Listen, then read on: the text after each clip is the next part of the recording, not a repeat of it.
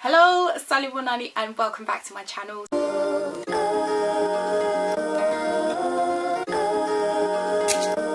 So in this video I'm going to be talking about 5 working mum myths that I think totally need to be busted for anyone who's not sure whether they want to return to work full-time, part-time, or if they prefer to be a stay-at-home mum. Now, I definitely can't speak for a stay-at-home mum because I myself have not experienced that or done that.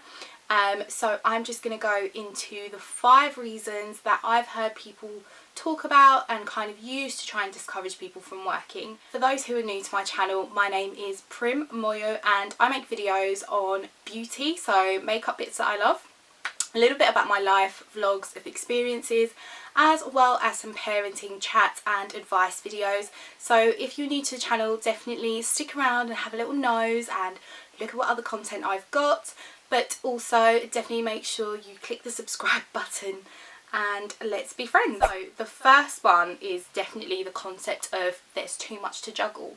There's no such thing. Every mum, whether you're working or whether you're at home, there's an element of having to multitask.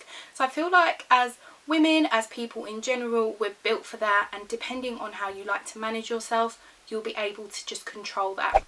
The second one that I hear a lot is that surely your career must be more important than your children. That's not true at all.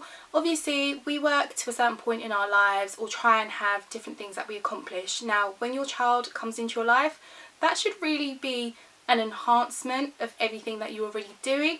So it shouldn't really stop anything too much. You just need to be adaptable. So I definitely want to encourage people that depending on the type of career you're doing within reason, you can definitely keep on going. And I've got examples, I think, of mums that I've watched on YouTube that were part of cabin crew, for example, which is something in your mind you think if they have a child it's going to be impossible, but they managed to juggle and work around those schedules. So I think whatever career you're in, don't feel as though the child is going to limit that. There's ways of working around that. Now, the third one is that women that return to work just don't really care what childcare they put their children in, and any childcare will do. That's not true. I, for one, found that I moved Riley around and I explored my options, spoke to people, and also looked at the child that I have and the needs that he had, and I spent quite a bit of time looking at his childcare, and continually to date I'm constantly reviewing the care that he's in, the skills that he has, and the future options depending on what I can see his aptitude is. And I'm very engaged. I'm always at all the nursery meetings that they do, and I make sure I go to pick him up at least twice a week so that I can really catch up and find out how he's getting on, and just to see the nursery nurses interacting with him as well. Now, the fourth one is that obviously working must be a bigger sacrifice, and it's not really. Again, going back to the fact that this is something you were already doing, you're not sacrificing anything at all. You know, you're actually, if anything, kind of showing that the baby needs to work to your routine. So I definitely cancel that one. There is no sacrifice. We're just adapting. We're made for this. We can do it all.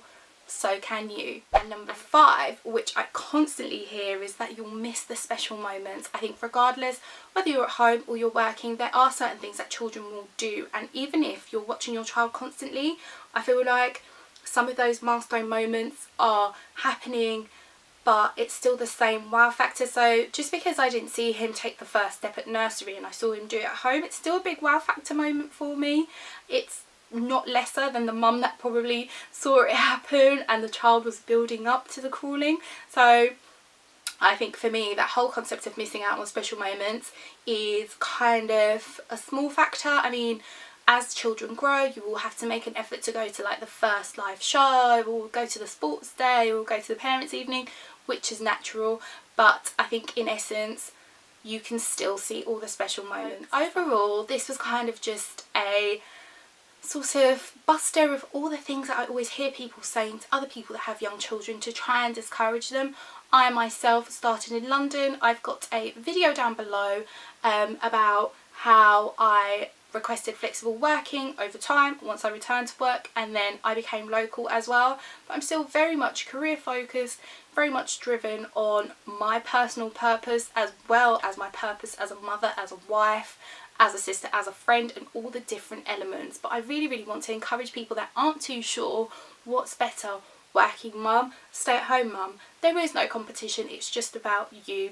So yeah, I hope this has encouraged anyone that's trying to figure out what their next steps are or what they want to do. It can be done, and I think I'm going to do a few more videos on career and balancing that with family. But I hope you guys enjoy this one. Until the next one, take care, bye.